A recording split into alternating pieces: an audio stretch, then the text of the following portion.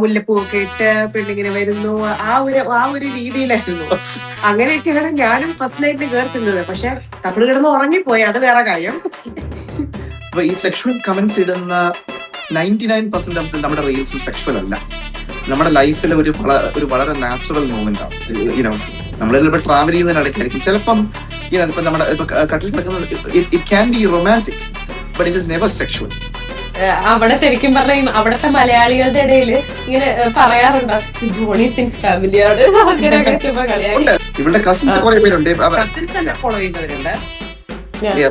എന്റെ ഫാമിലിയില് ആക്ച്വലി കുറെ ആൾക്കാരൊക്കെ ഇപ്പം കുറച്ച് കൺസർവേറ്റീവ് ഉള്ള കുറെ ആൾക്കാരുണ്ട്. അപ്പൊ അവരൊക്കെ ഇതൊക്കെ കാരണം എഴുതി തള്ളിയ ഒരു സിറ്റുവേഷൻ ആണ്. അപ്പൊ അവര് പറയും ജനിമോൻ പണ്ടേ ഇങ്ങനെയായിരുന്നുള്ള കാര്യം നാട്ടുകാർ അറിയുന്നില്ലല്ലോ എന്ന് പറഞ്ഞു. കഴിഞ്ഞ പ്രാവശ്യം നാട്ടിൽ വന്നപ്പോഴേക്കും എങ്ങനെ ഉണ്ടായിരുന്നു ആളുകളുടെ ആ ഒരു സന്തോഷം കാര്യങ്ങളൊക്കെ?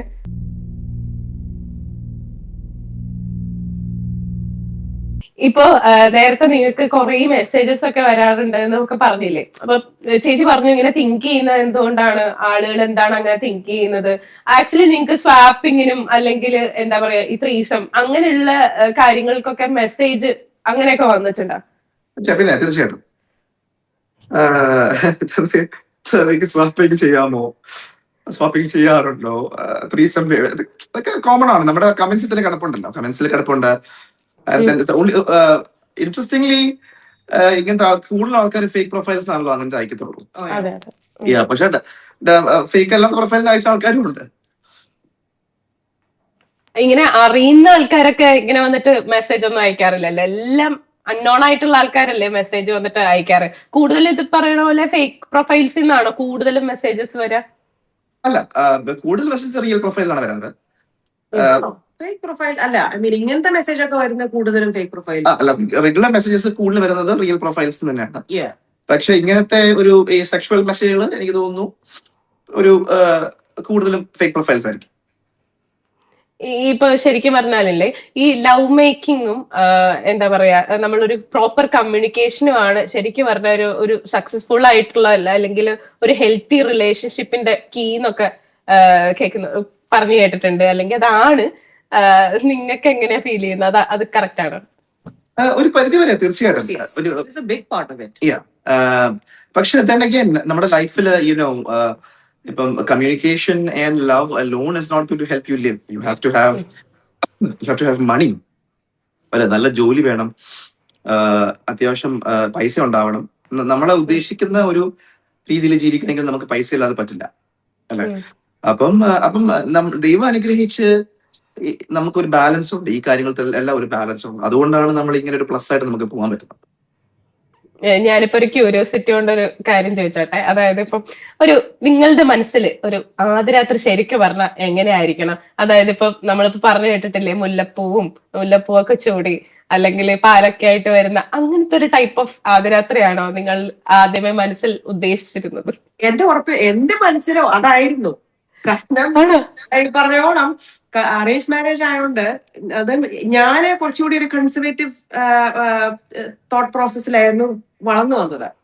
അപ്പോ ഞാൻ എന്ന് പറയുമ്പോൾ കൂടുതലും കണ്ട മലയാള സിനിമകളിലൊക്കെ പ്രത്യേകിച്ചും കാണുന്ന എങ്ങനെയാണല്ലോ, അതായത് മുല്ലപ്പൂവൊക്കെ ഇട്ട് പെണ്ണിങ്ങനെ വരുന്നു, ആ ഒരു രീതിയിലായിരുന്നു.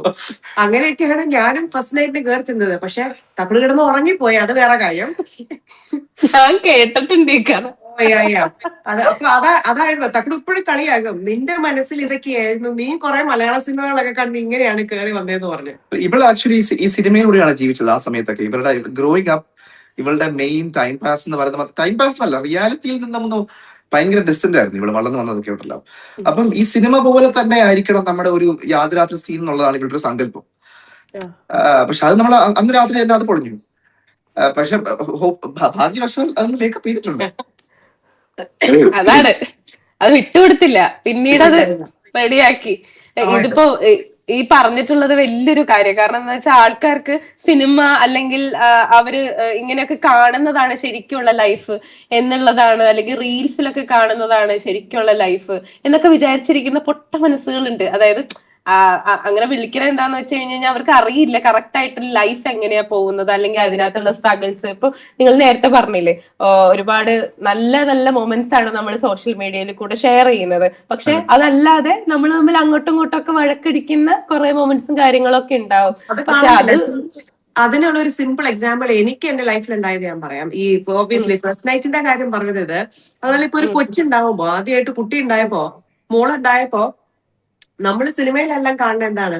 കുട്ടി ഉണ്ടാവുന്നു, പാട്ട് പാടുന്നു, ഡാൻസ് കളിക്കുന്നു, ഹാപ്പി ആയിട്ടിരിക്കുന്നു, കളിക്കുന്നു, ഇതൊക്കെയാണ്. ആ പാട്ടിൽ തന്നെ കുട്ടി വളരും. യെസ്, ആ പാട്ടിൽ കൊച്ചിന്റെ കല്യാണം വരെ എത്തും, അത് വേറെ കാര്യം. പക്ഷെ ഇത് ഞാൻ മോൾ ഉണ്ടായി കഴിഞ്ഞപ്പോ ഞാനും ഡെലിവറി വളരെ ഹാപ്പി ആയിട്ട് പോയി ഡെലിവറി ഒക്കെ കഴിഞ്ഞ് വീട്ടിലെത്തി കഴിഞ്ഞപ്പോഴാണ് മനസ്സിലാവുന്നത് കൊച്ചിങ്ങനെ ഫുൾ ടൈം കരഞ്ഞുകൊണ്ടിരിക്കും, നമ്മള് പാലിങ്ങനെ ഫുൾ ടൈം കൊടുത്തോണ്ടിരിക്കണം, നമുക്ക് ഉറക്കമില്ല. ഇത് ആ ഒരു റിയലൈസേഷൻ പെട്ടെന്നാണ് എനിക്ക്. അപ്പൊ ടിനി എന്നോട് ചോദിച്ചു, നിനക്കറിയില്ലായിരുന്നു എങ്ങനെയായിരിക്കും എന്നുള്ളത്. എനിക്ക് സത്യം പറഞ്ഞ ഞാൻ അത് ചിന്തിച്ചിട്ടില്ലായിരുന്നു. കാരണം നമ്മൾ കാണുന്നത് അതല്ലല്ലോ. എല്ലാരും പാട്ട് പാടുന്നു, ഡാൻസ് ചെയ്യുന്നു, കൊച്ചിനെ എടുത്ത് താരാട്ട് പാടുന്നു, ഉറങ്ങുന്നു. അതല്ല റിയാലിറ്റി എന്നുള്ളത് മനസ്സിലാക്കാൻ സമയമെടുത്തു. പക്ഷെ അത് ആണ് ചിത്ര. അത് ഞാന് ഒരു ഭയങ്കര റിയലിസ്റ്റ് ആണ്. അപ്പൊ നമുക്കിപ്പോ ഒരു സിറ്റുവേഷൻ വന്നു കഴിഞ്ഞാൽ നമുക്കത് ഫിഗർ ഔട്ട് ചെയ്യാമെന്നുള്ളതാണ് എന്റെ ഒരു അപ്രോച്ച് എന്ന് പറയുന്നത്. നമുക്ക് ഉദ്ദേശിക്കുന്ന ഒരു പെർഫെക്റ്റ് സിറ്റുവേഷൻ അല്ല നമ്മുടെ ലൈഫിൽ വരാൻ പോകുന്നത്. നമ്മൾ ആ സിറ്റുവേഷനെ ഭംഗിയാക്കി എടുക്കുക എന്നുള്ളതാണ്. പക്ഷെ ഈ ആൾക്കാർക്ക് ഇങ്ങനെ അങ്ങനെ ഒരു എക്സ്പെക്ടേഷൻ അല്ല. എല്ലാവർക്കും ഇത് ഈ സിനിമ കാണുന്ന പോലെ ആവാം ജീവിതം എന്ന് ചിന്തിക്കുന്ന ആൾക്കാരുണ്ടെന്ന് അത് തന്നെ എനിക്കൊരു ഒരു ഇൻട്രസ്റ്റിംഗ് ഒരു കാര്യമായിരുന്നു മനസ്സിലാക്കാനായിട്ട്. ഇപ്പോ കുട്ടികളൊക്കെ ഉണ്ടായി കഴിയുമ്പോഴേക്ക് സ്നേഹം കുറെയൊക്കെ കുറയും എന്നൊക്കെ പറയുന്ന ആൾക്കാരുണ്ട്.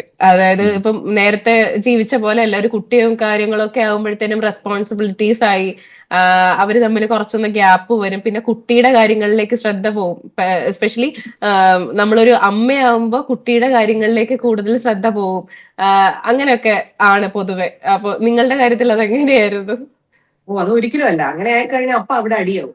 കാരണം എനിക്ക് ഇപ്പോഴും ഞാൻ അതായത് നമ്മളോട് ആൾക്കാർ ചോദിക്കാറുണ്ട്, നിങ്ങൾ പിള്ളേരില്ലാണ്ട് ഇങ്ങനെ കറങ്ങി നടക്കുകയാണോ എന്ന് ചോദിച്ചു. നമ്മൾ അത് we make it a point that പിള്ളേരുമായിട്ട് ഒരു വെക്കേഷൻ ചെയ്യുകയാണെങ്കിൽ അടുത്ത vacation just the two of us. നമുക്ക് രണ്ടുപേർക്കും പരസ്പരം ടൈം കിട്ടാനായിട്ട് അത് നമുക്ക് രണ്ടുപേർക്കും ഇമ്പോർട്ടന്റ് ആണെന്നുള്ളതാണ്. ഇപ്പൊ ഒരു ദിവസം തന്നെ വന്നിട്ട് ഇപ്പൊ ടെനി കുറെ സമയം പിള്ളേരുടെ കൂടെ കൊടുത്തിട്ട് എന്നെ കടിൽ ചെയ്യാൻ വന്നില്ലെങ്കിൽ I B the one complaining. ഞാൻ മുഖം വീർപ്പിച്ച് ഇങ്ങനെ നടക്കണ്ടാവും. അപ്പൊ എനിക്ക് കണ്ടാ അറിയാം ഓക്കെ ഇത് സംഭവം പ്രശ്നമാണെന്നുള്ളത്. അല്ല, അത് മാത്രമല്ല, അത് ഇപ്പൊ നമ്മുടെ രണ്ടുപേരുടെ ഇടയിലും ഇപ്പോഴും ഒരു കുട്ടിത്തം നമ്മുടെ ഇടയിലുണ്ട്. അപ്പം പരസ്പരം നമുക്ക് സമയം കൊടുക്കണം എന്നുള്ളത് രണ്ടുപേർക്കും ഇമ്പോർട്ടന്റ് ആണ്. അപ്പം കുട്ടികൾക്ക് വേണ്ടി മാത്രം ജീവിച്ച് തീരുന്ന ഒരു ലൈഫ് നമ്മൾ കണ്ടു വളർന്നിട്ടുള്ളത് നമ്മുടെ പേരൻസ് ജനറേഷൻ മുഴുവനും അങ്ങനെയായിരുന്നല്ലോ. അവര് കംപ്ലീറ്റും അവര് വേറെ രാജ്യത്ത് പോയി കിടക്കുക, അവര് കംപ്ലീറ്റ്ലി പിള്ളേർക്ക് വേണ്ടി ജീവിച്ച് തീർക്കുക. അപ്പൊ നമ്മുടെ ഒരു പ്രൊഡക്റ്റീവ് ലൈഫ് തീരുമ്പോഴത്തേക്കും പിന്നെ അവർക്ക് ജീവിച്ചിട്ട് they don't have fun. അപ്പൊ നമ്മളെ സംബന്ധിച്ചിടത്തോളം പരസ്പരം നമുക്ക് ചെലവഴിക്കാൻ സമയം മാറ്റി വെക്കുക എന്നുള്ളത് ഭയങ്കര ഇമ്പോർട്ടന്റ് ആണ്. പിള്ളേരൊരു നിലയിൽ എത്തിയിട്ട് നമുക്ക് ഇനി ലൈഫ് എൻജോയ് ചെയ്യാമെന്ന് പറഞ്ഞിട്ട് കാര്യമില്ല. By that time you might be too old to travel, you might be too old to do the things that you want to do. Travel മാത്രമല്ല, മറ്റു ഒരുപാട് സാധനം വർക്ക് ചെയ്യാതെ.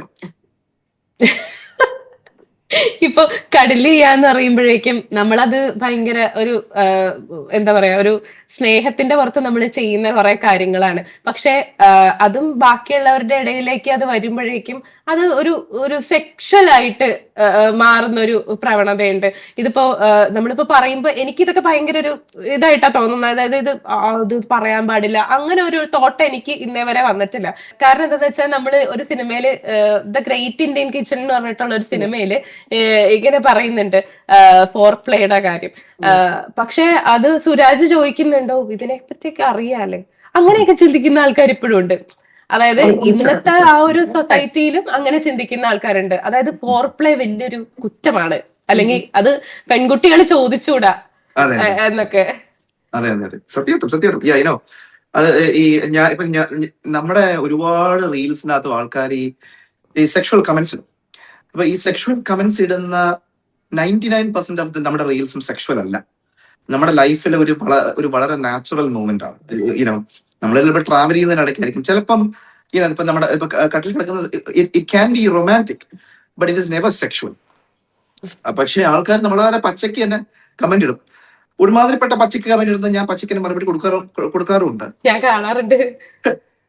പക്ഷെ അതിന്റെ ഒരു കഷ്ടം അതാണ്. അത് it is not a sexual, നമുക്കതൊരു സെക്ഷൽ മൂവ്മെന്റ് അല്ല.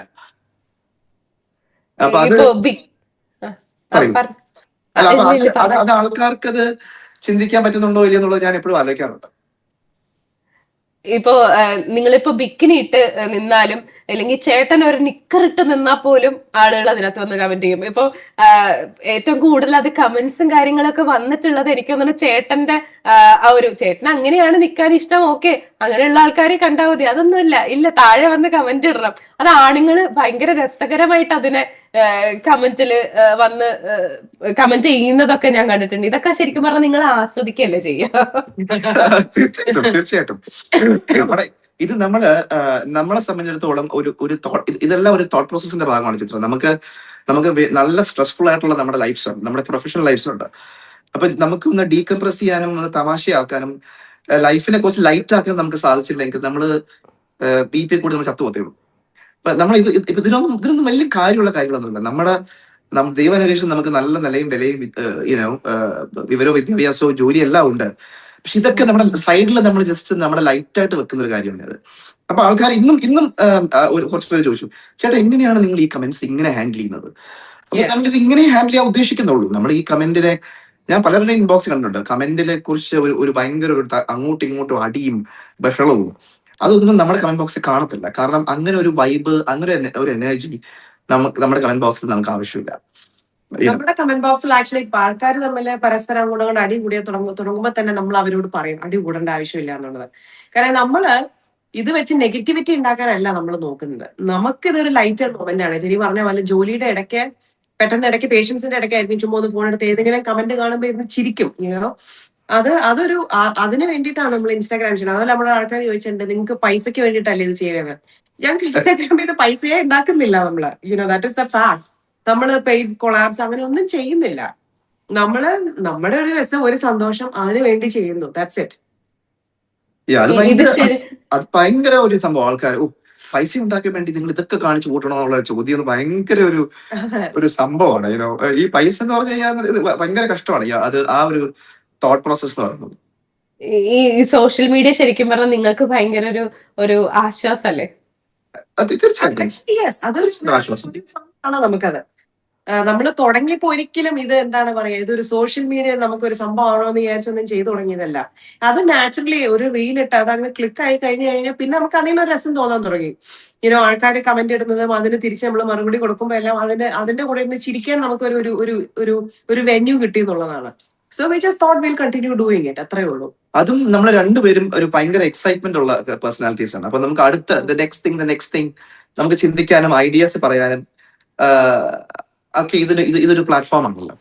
അപ്പം അതിനൊക്കെ നമ്മുടെ ഒരു എനർജി കീപ്പപ്പ് ചെയ്യാനും അത് ഹെൽപ്ഫുൾ ആണ് നമുക്ക്. കഴിഞ്ഞ പ്രാവശ്യം നാട്ടിൽ വന്നപ്പോഴേക്കും എങ്ങനെ ഉണ്ടായിരുന്നു ആളുകളുടെ ആ ഒരു സന്തോഷം കാര്യങ്ങളൊക്കെ? നാട്ടിൽ വന്ന സമയത്ത് ഒരു ഭയങ്കര നമ്മൾ ഒരിക്കലും വിചാരിച്ചില്ല നമ്മളെ ആൾക്കാർ ഇത്രയും റെക്കഗ്നൈസ് ചെയ്യും എന്നുള്ളത്. അതൊരു ഭയങ്കര പ്ലസന്റ് സർപ്രൈസ് ആയിരുന്നു. നമ്മൾ ആക്ച്വലി ഇവിടെ നിന്ന് വന്ന് ദുബായിൽ എത്തിയപ്പോ തന്നെ ആൾക്കാർ നമ്മളെ കാണുമ്പോൾ നോക്കുമ്പോൾ ചിരിക്കുമ്പോൾ അല്ലെങ്കിൽ വന്ന് മിണ്ടുമ്പോഴും നമുക്ക് ഭയങ്കര ഒരു ഫീൽ ആയിരുന്നു. ഇഷ്ടടാ ഇത് ആൾക്കാർക്കൊക്കെ നമ്മൾ അറിയാലോ എന്നുള്ള. And we all had positive experiences. We didn't have a single negative experience എന്നുള്ളതാണ്. Everybody was so excited. നമ്മുടെ കൂടെ ഒരു സെൽഫി എടുക്കണം എന്നൊക്കെ പറയുമ്പോൾ ഞാൻ നീ സിനിമാ നടന്മാരുടെ കൂടെ ഒന്ന് സെൽഫി എടുക്കേണ്ടതാ, നമ്മുടെ കൂടെ സെൽഫി എടുക്കാറോ എന്ന് പറഞ്ഞു. ആ ഒരു എക്സൈറ്റ്മെന്റ് ഡെഫിനറ്റ്ലി ഉണ്ടായിരുന്നു. ദുബായിൽ നമ്മൾ എയർപോർട്ടിൽ ലാൻഡ് ചെയ്ത സമയത്തൊക്കെ അവിടുത്തെ സ്റ്റാഫ് ഒക്കെ നമുക്ക് സ്പെഷ്യൽ ട്രീറ്റ്മെന്റ് ഒക്കെ ആയിരുന്നു. നമുക്ക് നമ്മൾ ഇരുത്താനും അതിനൊക്കെ ആയിട്ട്. അതുപോലെ നമ്മുടെ വണ്ടി എടുത്ത് കേരളത്തിലൂടെ നമ്മൾ ട്രിവാൻഡ്രം തൊട്ട് കൊച്ചിയായിരുന്നു നമ്മളെ കൂടുതൽ യാത്ര അങ്ങോട്ടും ഇങ്ങോട്ടും. അപ്പൊ ഇടയ്ക്ക് നമ്മൾ എവിടെയോ ഒരു ഗുദാമിൽ എവിടെയോ നമ്മൾ വണ്ടി കയറിയായിരുന്നു. അപ്പൊ ചെറിയ കടയിലും കണ്ട് ഞാൻ എന്തോ മേടിക്കാൻ കയറിയപ്പോഴത്തേക്കും നാരങ്ങ മേടിക്കാണ്ട് നിർത്തി. ഭയങ്കര ചെറിയൊരു ജംഗ്ഷൻ. അവിടുത്തെ ഒരു താത്ത, ഒരു 60 വയസ്സൊക്കെ ഉള്ള പ്രായമുള്ള ഒരു സ്ത്രീ ആയിരിക്കും, തട്ടമൊക്കെ ഇട്ടിട്ടുണ്ട്. തക്കിടുവല്ലേ കാറിൽ ഇരിക്കുകയായിരുന്നു. പുള്ളിക്കാരി ഇങ്ങനെ സൈഡിൽ കൂടെ നടന്നു പോയിട്ടാണ് പെട്ടെന്ന് കണ്ടത്. തിരിച്ചു വന്ന് തക്കട് തന്നെയായിരുന്നു പറഞ്ഞു. ഞാൻ വിചാരിച്ചു ദൈവമേട. അത് ഭയങ്കര ഒരു സംഭവമായിരുന്നു. അതുപോലെ തന്നെ ഇവളുടെ വീട്ടില് നമ്മള് രാത്രി കോതമംഗലം ടൗണിൽ നിന്ന് ക്രിസ്മസിന് തലേന്ന് കോതമംഗലം ടൗണിൽ നിന്ന് ഇവളുടെ വീട്ടിലേക്ക് പോകുന്ന വഴിയാണ്. അപ്പൊ വണ്ടിയുടെ ഗ്ലാസ് താഴ്ത്തി. കാരണം പിള്ളേർക്ക് അവിടുത്തെ ക്രിസ്മസ് കരോളുടെ ഇത് കാണിക്കാനായിട്ട്. അപ്പൊ അതിൽ ഒന്ന് രണ്ട് പേര് എന്നെ കണ്ടിട്ടുണ്ടല്ലോ, അലറി വിളിയായിരുന്നു അല്ലെ, ഭയങ്കര രസമായിരുന്നു അവരുടെ ഒരു ഇന്ററാക്ഷനും ആ വൈബ്. പക്ഷെ നമുക്ക് ഇവിടെ US കിട്ടത്തില്ല ആ ഒരു ഇന്ററാക്ഷൻ നമ്മുടെ നാട്ടിലുണ്ട്. അവിടെ ശരിക്കും പറഞ്ഞ അവിടത്തെ മലയാളികളുടെ ഇടയിൽ ഇങ്ങനെ പറയാറുണ്ടോ ജോണി സിൻസ് ഫാമിലിയാണ് അങ്ങനെയൊക്കെ ചുമ്മാ കളിയാക്കി? ഉണ്ട് നമ്മുടെ ഇപ്പൊ ഉണ്ട്. തീർച്ചയായിട്ടും ഉണ്ട്. ഇപ്പൊ നമ്മൾ താമസിക്കുന്ന സിറ്റിയിലെ ആൾക്കാര് മലയാളി ഫാമിലീസ് കുറവാണ്, 10-60 കുടുംബങ്ങളേ ഉള്ളൂ. അതിലെല്ലാവരും നമുക്ക് നേരിട്ട് അറിയാവുന്നതാണ്. പക്ഷെ ലാർജ് സിറ്റീസിലേക്ക് ഡെഫിനറ്റ്ലി നമ്മളെ കൂടുതൽ അറിയാവുന്ന ആൾക്കാരുണ്ട്, നമ്മുടെ സോഷ്യൽ മീഡിയയെ കുറിച്ച് അറിയുന്ന ആൾക്കാരുണ്ട്. ആക്ച്വലി നമ്മൾ 2 years ago നമ്മള് ന്യൂ ഇയറിന് നമ്മള് ന്യൂയോർക്കിൽ പോയി. അപ്പൊ ന്യൂയോർക്ക് സിറ്റി കൂടെ നമ്മളിങ്ങനെ നടന്നു പോകും. അപ്പൊ ഞാനും ടെനിയും മാത്രമായിട്ട് ഒരു ട്രിപ്പായിട്ട് പോയതായിരുന്നു. അപ്പൊ നമ്മൾ നോക്കിയപ്പോ അവിടെ ഈ ന്യൂയോർക്ക് ടൈം ആയാലും നിറയെ പോലീസാണ് അവിടെ എല്ലാം സിറ്റിയില്. അപ്പൊ നമ്മൾ നോക്കിയപ്പോ ഒരു പോലീസുകാരൻ ഇങ്ങനെ നമ്മളെ സൂക്ഷിച്ച് നോക്കണ്ട്. നമ്മൾ റോഡ് ക്രോസ് ചെയ്തേക്കാം. അപ്പൊ ഞാൻ ചേട്ടാ നീ എന്താ ചെയ്തേ, അയാളെ നമ്മളെ സൂക്ഷിച്ച് നോക്കണ്ടല്ലോ എന്ന് പറഞ്ഞു. നമ്മൾ ക്രോസ് ചെയ്ത് ചെന്നപ്പോ ആക്ച്വലി ഒരു മലയാളി പയ്യനായിരുന്നു പോലീസുകാരൻ. പുള്ളി നിങ്ങളെ അറിയാം, നിങ്ങളുടെ ഫോളോ ചെയ്യുന്നുണ്ടെന്നൊക്കെ പറഞ്ഞു. സോ അതും ഇതേപോലെ ഭയങ്കര. പക്ഷെ ബിഗർ സിറ്റീസിലേക്ക് പോകുമ്പോൾ കുറെ കൂടി മലയാളീസ് ഉള്ളതുകൊണ്ട് അവർക്കൊക്കെ നമ്മൾ അറിയാമെന്ന് പറയുന്നത്. ശരിക്കും പറഞ്ഞാൽ നമ്മൾ അറിയാന്ന് പറയുമ്പോ തന്നെ ഭയങ്കര സന്തോഷം. നിങ്ങൾ അവിടെ നിന്ന് ഇങ്ങോട്ടേക്ക് നാട്ടിലേക്ക് വരുമ്പോഴേക്കും ഇവിടത്തെ നാട്ടിൽ നിന്നും ഇത്രയൊരു സ്വീകാര്യത കിട്ടുന്നുണ്ടെന്ന് അറിയുമ്പോഴത്തേനും കുറച്ചുകൂടി വീഡിയോസ് ഒക്കെ ചെയ്യാനുള്ള ഒരു ത്വര കൂടും ഇല്ലേ? തീർച്ചയായിട്ടും ഉണ്ടാവും. അത് നല്ലൊരു ബോം ഫീലിംഗ് ആണ്, അതൊരു പോസിറ്റീവ് എക്സ്പീരിയൻസ് ഒക്കെയാണ്. വീട്ടിലെന്താ പറയാ, ഈ കമന്റ്സും കാര്യങ്ങളൊക്കെ കാണാറുണ്ടോ, അതോ എന്താ പറയാ അവര് കൂളായിട്ട് എടുക്കുന്നുള്ളൂ, അത്രേ ഉള്ളൂ? എന്റെ വീട്ടിൽ നിന്ന് അങ്ങനെയൊന്നും പറഞ്ഞിട്ടില്ല. സോഷ്യൽ മീഡിയയിൽ അങ്ങനെ എന്തുകൊടുത്ത് നോക്കുന്ന ആൾക്കാരൊന്നും അല്ല. So they don't look into it. At least എന്റെ പേരൻസ്, ഇവളുടെ കസിൻസ് കുറെ പേരുണ്ട്, കസിൻസ് എന്നെ ഫോളോ ചെയ്യുന്നവരുണ്ട്. എന്റെ ഫാമിലിയില് ആക്ച്വലി കുറെ ആൾക്കാരൊക്കെ ഇപ്പം കുറച്ച് കൺസർവേറ്റീവ് ഉള്ള കുറെ ആൾക്കാരുണ്ട്. അപ്പൊ അവരൊക്കെ ഇതൊക്കെ കാരണം എന്നെ എഴുതി തള്ളിയ ഒരു സിറ്റുവേഷനാണ്. ദൈവം ഇവൻ എഴുതി തള്ളിയിട്ട് അങ്ങനല്ല, ദൈവം നമ്മൾ വളർത്തിവിട്ട പയ്യൻ ഇങ്ങനെയൊക്കെ ആയി പോയല്ലോ എന്ന് പറയുന്ന ആൾക്കാരുണ്ട്. ടെനിയുടെ ഫാമിലിയിൽ കുറച്ചുകൂടി പെന്റകോസ്റ്റൽ ആയിട്ടുള്ള ഓർത്തഡോക്സ് ആൾക്കാരുണ്ട്. അപ്പൊ അവർക്ക് ഓബ്വിയസ്ലി നമ്മൾ ചെയ്യുന്ന അല്ലെങ്കിൽ ടെനി ഡ്രസ് ചെയ്യുന്ന രീതി ഒന്നും അവർക്ക് ഇഷ്ടപ്പെടണമെന്നില്ല. സാധാരണ കേക്ക പെൺകുട്ടികളുടെ ഡ്രസ്സിങ് രീതി ഇഷ്ടപ്പെടുന്നില്ല, നീ അങ്ങനെ ചെയ്യരുത് ഇങ്ങനെ ചെയ്യരുത്. ആൺകുട്ടീനെ പറയുമ്പോഴേക്കും അത് ഭയങ്കര ഇങ്ങനെയെന്നൊക്കെ തോന്നാറുണ്ട്. പണ്ട് തൊട്ട് ഈ എന്റെ ലൈഫിൽ ഇങ്ങനെ ആൾക്കാരുടെ അഭിപ്രായങ്ങൾക്കുള്ള പ്രസക്തി വളരെ കുറവാണ്. അപ്പൊ അതുകൊണ്ട് അങ്ങനെ തോന്നാറില്ല. അവര് പറയുമ്പോഴത്തേക്ക് ഞാൻ അപ്പൊ തന്നെ വളരെ ഓപ്പൺ ആയിട്ട് പറയും, തൽക്കാലം നിങ്ങളുടെ ഒപ്പീനിയൻ നിങ്ങളുടെ ഇരിക്കട്ടെ എന്നുള്ളത്. കൂളായിട്ട് എടുക്കാറേ ഉള്ളൂ, അത്രേ ഉള്ളൂ. അല്ലെങ്കിൽ ഇപ്പൊ ടെനിയുടെ ഫ്രണ്ട്സിന് തന്നെ നാട്ടില് ടെനിയുടെ കൂടെ മെഡിക്കൽ കോളേജിൽ പഠിച്ചവർക്ക് അവർക്കറിയാം ടെനി അന്നും ഇതേപോലെ തന്നെയാണ്, ഇതേപോലെ കുട്ടിനിക്കറൊക്കെ ഇട്ടാണ് വെള്ളച്ചാട്ടത്തിൽ ഇറങ്ങുന്നത്, ഇതെല്ലാം അവർക്കറിയാം. അപ്പൊ അവര് പറയും ടെനിമോൻ പണ്ടേ ഇങ്ങനെയായിരുന്നുള്ള കാര്യം നാട്ടുകാർ അറിയുന്നില്ലല്ലോ എന്ന് പറഞ്ഞു. അപ്പോ കുറച്ചേരം സംസാരിക്കാൻ പറ്റിയതിൽ thank you so much. Christmas ആയിട്ട് ഇനിയിപ്പോ നിങ്ങൾ ഇനി തിരക്കുകളിലേക്കൊക്കെ പോവാണ്. ഇനിയിപ്പോ നാളെ ലീവ് ആണെന്ന് തോന്നുന്നു, ഓഫ് ആണെന്ന് തോന്നുന്നു. നാളെ സൺഡേ അവധിയാണ്, Monday back to work. Okay, അപ്പോൾ എല്ലാം അടിപൊളിയായിട്ട് പോട്ടെ. വീഡിയോസ് ഒക്കെ നമുക്ക് എല്ലാവർക്കും ഇഷ്ടപ്പെടുന്നുണ്ട്. ചെറിയൊരു നെഗറ്റീവ് കമന്റോ കാര്യങ്ങളോ ഒന്നും നോക്കണ്ട, നിങ്ങൾ ഇതുപോലെ തന്നെ വൈബായിട്ട് പോട്ടെ. Thank you very much. എല്ലാ വ്യൂവേഴ്സിനും നമ്മുടെ രണ്ടുപേരുടെയും വകയും നമ്മുടെ ഫാമിലിയുടെ വകയും merry Christmas and happy new year.